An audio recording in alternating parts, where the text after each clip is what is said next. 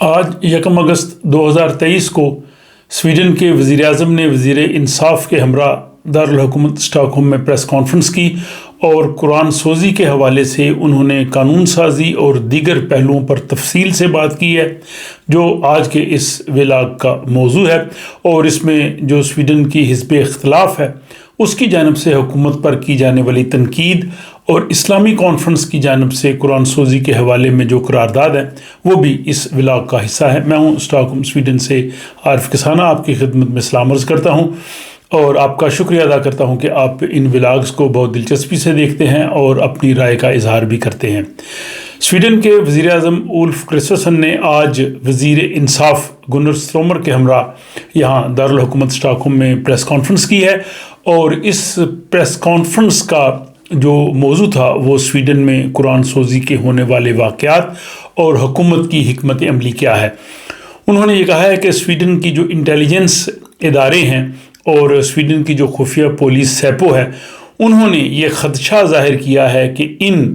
قرآن سوزی کے واقعات کے رد عمل میں سویڈن میں دہشت گردی ہو سکتی ہے، اور اس سے نمٹنے کے لیے انہوں نے جو سلامتی کے ادارے ہیں ان کو تمام تر اختیارات دیے ہیں، اور پولیس کو اب یہ اختیار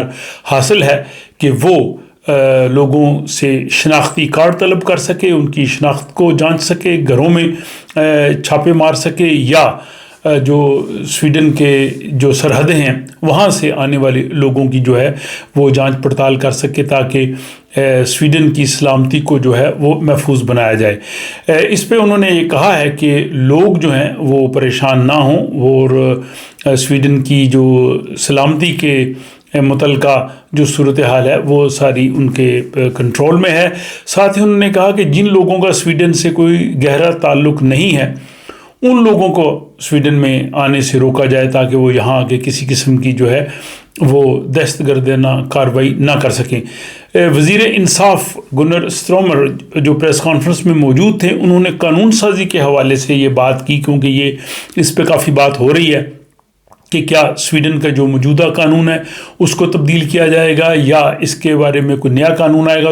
انہوں نے کہا کہ سردست جو موجودہ قانون ہے اس کو ہم تبدیل نہیں کر رہے تاکہ قرآن سوزی کو روکا جا سکے، بلکہ ہم ایک انکوائری کمیٹی جو بٹھا رہے ہیں، وہ جو سویڈن کا پبلک آرڈر ایکٹ ہے جس کو اورڈننگس لا کہتے ہیں، اس کو چیک کرے گی کہ اس کے اندر رہتے ہوئے کس طرح سے حکومت اور پولیس کو یہ اختیار مل سکتا ہے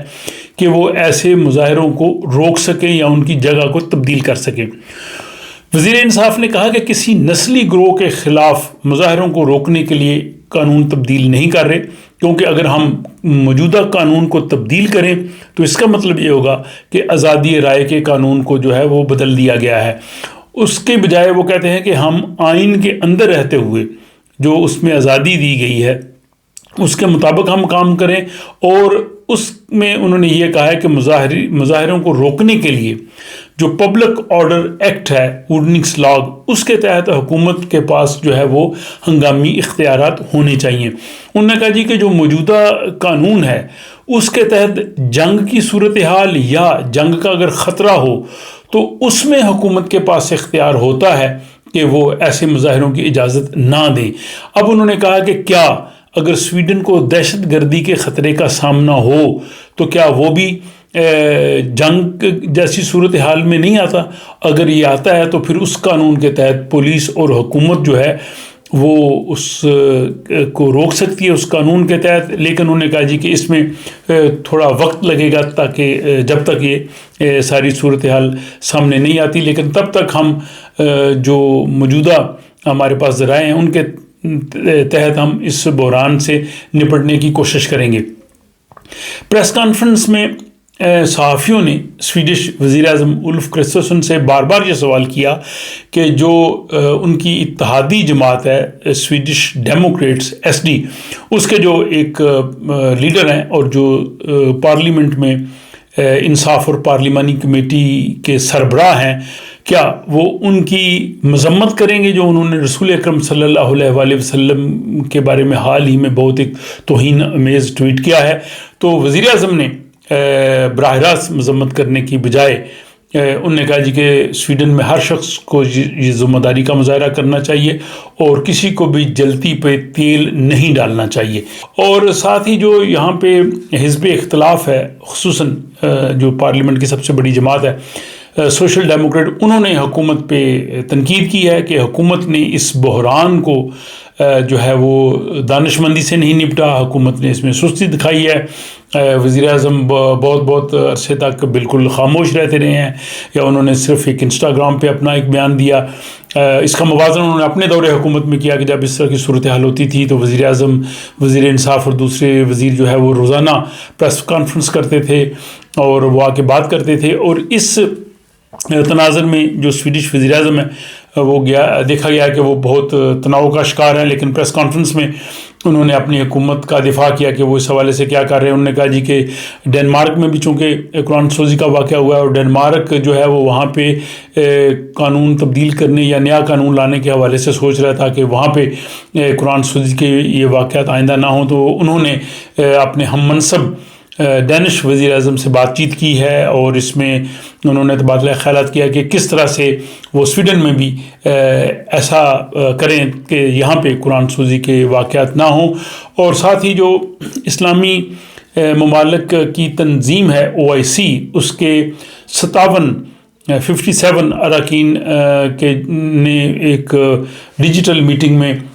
جو ہے وہ اس حوالے سے بات کی، جس میں تمام ملکوں کے وزرائے خارجہ موجود تھے. اور اسلامی کانفرنس کے سیکرٹری جنرل نے اس کے بعد جو ہے وہ بیان جاری کیا. انہوں نے کہا جی کہ تمام ممالک نے قرارداد پہ اتفاق کیا ہے کہ ڈنمارک اور سویڈن کو قرآن سوزی کے ان واقعات کو روکنا چاہیے اور یہ عالمی قوانین کی جو ہے وہ خلاف ورزی ہے. اور اگر یہاں پہ قرآن سوزی کے واقعات نہیں رکتے تو تمام اسلامی ممالک جو ہیں وہ ان دونوں ملکوں کے ساتھ اقتصادی اور ثقافتی تعلقات پہ جو ہے وہ نظر ثانی کریں، اور اسلامی ممالک اپنے سفیروں کو بھی اس حوالے سے بلا سکتے ہیں. تو یہ انہوں نے جو ایک قرارداد آج منظور کی ہے. یہاں جب سویڈش وزیر خارجہ تھوبیس بلسٹروم سے پوچھا گیا تو انہوں نے کہا جی کہ ہم اس ریزولوشن کا خیر مقدم کرتے ہیں اور میں اسلامی کانفرنس اور مسلم ممالک کے ساتھ رابطے میں ہوں. ہم اس قرارداد کا بھی جائزہ لیں گے، ہم ان سے رابطہ بھی رکھیں گے اور ہم ان سے بات چیت بھی کریں گے. تو یہ تمام اپڈیٹس آج 1 اگست 2023 کے ہیں سویڈش دارالحکومت اسٹاک ہوم سے. اور اس ساری کا اگر ہم جائزہ لیں تو اس سے یہ صورتحال واضح آتی ہے کہ جو سویڈش حکومت ہے وہ یقیناً دباؤ کا شکار ہے. وہ اندرونی حالات کی وجہ سے بھی، یہاں کی اپوزیشن کی تنقید کی وجہ سے بھی، اور 57 اسلامی ملکوں کے جو وزراء خارجہ کی جو قرارداد ہے اس کی وجہ سے، اور وہاں ہونے والے مظاہرین کی وجہ سے بھی.